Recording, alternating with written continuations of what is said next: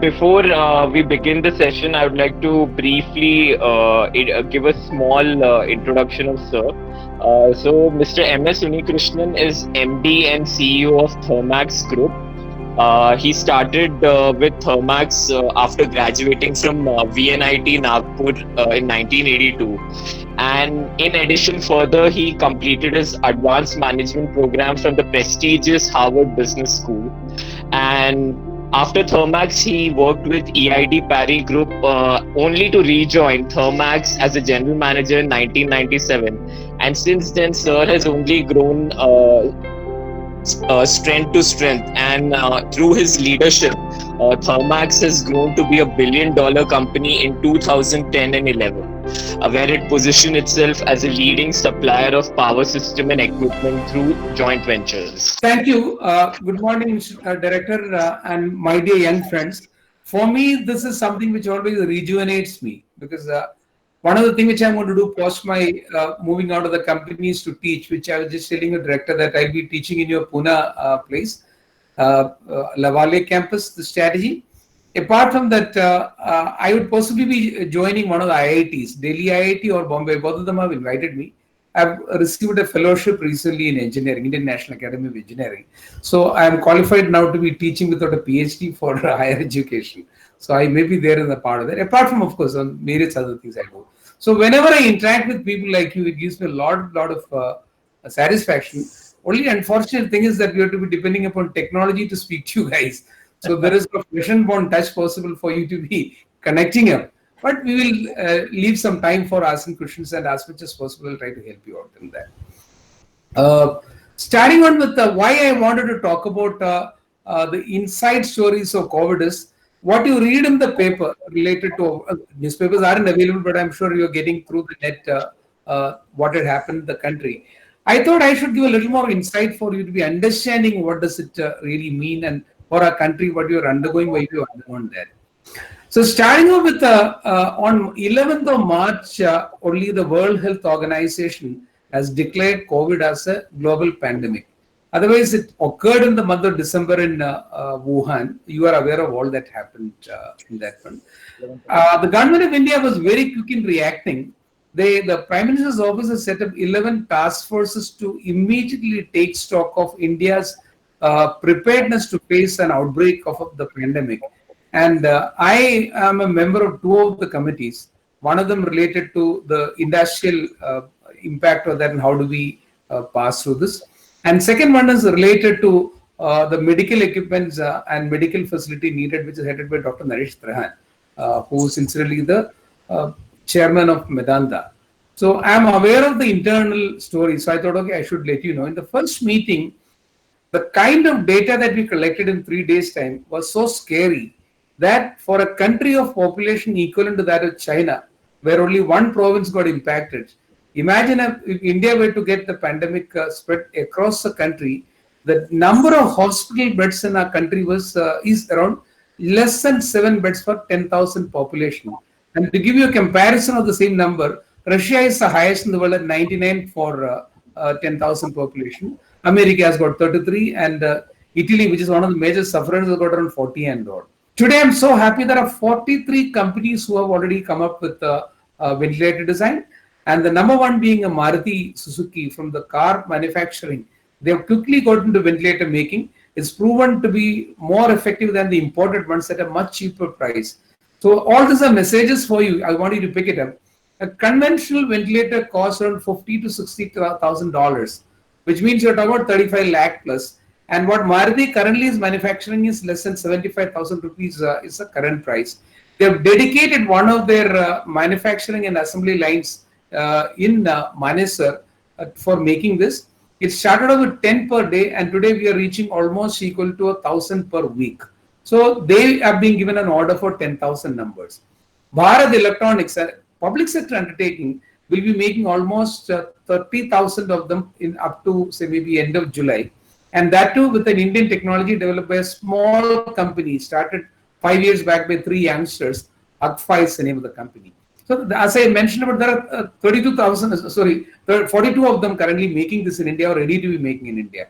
I am hopeful that by the time normalcy of manufacturing will return back to the country somewhere by end July, we may have near to 1 lakh ventilators in operation across the country. And think about the ingenuity of Indian engineers. We found a mechanism by which one ventilator can be used for up to 10 patients. A concussion. Second finding, every anesthesia machine of the country can be converted into a ventilator.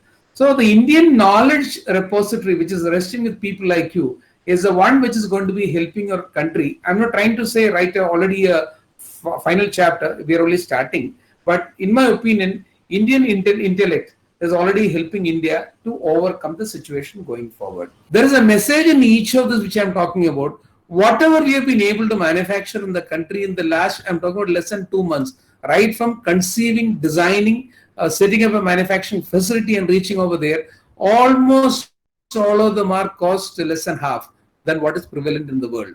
So post-COVID, what we will do for the world is something which you should be deriving from this. So what does it mean for the new? I mean, there will be changes. There are certainly going to be changes, but don't get unduly carried away.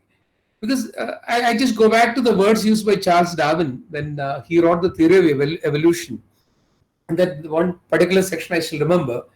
It is not the most powerful or the most intelligent who will survive through crises like this when the nature turns against you. It is the most adaptable one who will sail through and survive in the world. So don't depend upon your intellectual power. Don't depend upon the muscle power of money or any of this. Even organizations, if they were to think. How you are willing to be adapting to the changes which are going to happen. And if you are able to understand and forecast what are the changes going to be happening, then you will be better prepared. So that ability for adaptation and flexibility and adaptability doesn't start with the body, it starts with the mind. So that starts with an understanding, a true ground level understanding of the changes which are going to happen, and then preparing yourself for the change so that you will be able to sail through. Only one reassurance I can give you, I mean, having undergone economic difficulties of cycles maybe 6 or 7 times during my career, I know this too shall pass and things will change. Only difference this time that I can see is the change won't bring it back to the original form. So that preparation is for passing through this and also to adapt to a new world. So there will be, in my opinion, 6 areas where changes are going to be, visible and may start happening one by one and will complete in the maybe next 3 to 4 year period of time. So the jobs of tomorrow are not the jobs of today. Some of them will remain, but a lot more are going to be happening also. So don't get totally deterred that our jobs are going to disappear. Yeah, some jobs are going to disappear, but some jobs are going to appear. The idea should be which are the ones that we're going to be appearing and how will I make it happen. So newer way of doing in the businesses is something which you're going to think that change is going to happen, is going to get accelerated at a faster pace. My advice to you, job opportunities will be certainly lower. If anybody were to think that there will be more opportunities, sorry, there will be less opportunities, but there will be opportunities. You remember that. You're going to search for it. See, human beings are not going to be sitting and becoming sannyasis. Have the clarity in your mind. Whether you're working from home or from, lifestyle is going to be evolving and changing. The people who created newer edifices and became unicorns are the people who are able to see what is not seen by somebody else. You know this is going to be a reality. So what will be the other changes that can happen, or you can make it happen? You've got to think that way. You will make it happen. To entertain them, to keep them engaged. So think about that. So those are the areas things will happen. Such a joy to listen to you, and I think you have made all of us feel so comfortable, and very logically, the talk has was arranged from macro, from geopolitics to micro and individual level. I think this is going to stick into the minds of all our youngsters, aspiring managers and all. And I think the take home, one punchline that you gave in the last was grab the job. And fewer jobs, greater competition. I think that's the mantra that all these guys should be prepared for. Thank you so much, sir, for such a powerful message. I think the areas of change that you have mentioned are pretty much, we have been in our internal meetings also with the placement team and the corporate interaction teams and all, we have been discussing about it. But I think with your talk, all those thoughts are now reinforced with greater vigor. Thank you so much. Raveen, over to you. Yes, sir. Thank you so much. Thank you, Mr. Unikrishnan, for accepting the webinar invitation. And we would start with the question and answers. Good morning, sir. This is Aditi here. Yes, I'm from Human Resource Department. And first of all, it was a really insightful session. Thank you so much. And getting on to my question. So the thing is, the ongoing condition, we can see that all the decisions seem to be skewing towards the in the favor of the employees. So and adding on, we have the Disaster Management Act that says that a company is liable to pay complete compensation to its employees.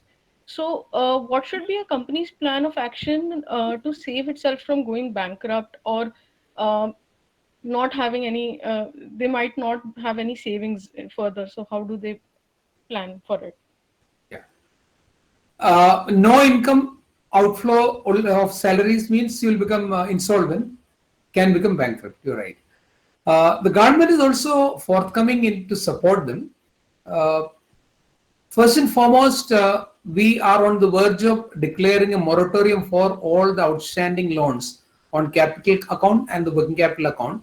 That period is what is to be decided. For MSMEs, we are demanding 6 months, and for larger companies, 3 months, because that's the time when we are possibly anticipating manufacturing will start somehow. For example, all our factories, barring the one which is in Pune in the red area, all of them are restarted. We are operating at maybe 20-25% capacity. Chemical has already reached 50% capacity. So during that period of time, if you are able to reach to a 60-65%, most of the Indian manufacturing units will reach break even. You won't make profit. So from that, you can pay salaries. In blue collar, those who are less than 15,000 basic salary, the government has declared the Provident Fund is being paid by the government of India, if you're not aware of that. We demanded from the government, they already given it. And for all the workers who are earning salary less than 15,000 rupees basic pay, they can get from the PF up to 3 months of their salary as an advance from that. So they also, even if there is no work, should be able to pass through that. Thank you so much, sir. Thank you. Sir, you have given us a good outline of how it would be after this lockdown, and we have learned a lot from this session. And my question is, sir, considering states like Maharashtra, Gujarat, Delhi and Tamil Nadu, where the cases have been multiplying very fastly, and the government has eased the lockdown for the manufacturing companies and their products. So how are they dealing with their manufacturing right now during this situation where the cases are pretty fast multiplying in their region? And how is it going on? Have they started working fast, or are they a bit behind compared to the others? All those who are in the red zone and the cities are not working. It is clamping down of a higher nature happening. Now the next level that the government is intending to do the micro cluster from the district. See, defining Hyderabad district as a red zone or a Pune district as a red zone is unfair. In the district, this is fairly larger period. We need to be locking down the areas where this is a little more. For example, in Pune, Bhavani Pet. So that's the next move going to happen. Because if, see, unfortunately, we are not a disciplined lot of people. And it's not like Singapore population either. Pune city has got population more than Singapore as a country. So, indisciplined set of people not used to following rules because we don't have too much of law. Law is there, not implemented. So, it takes time for it. That's why national lockdown, now red zone lockdown, green zone totally opened. Now, this is also a learning for an economy like us. The way we developed.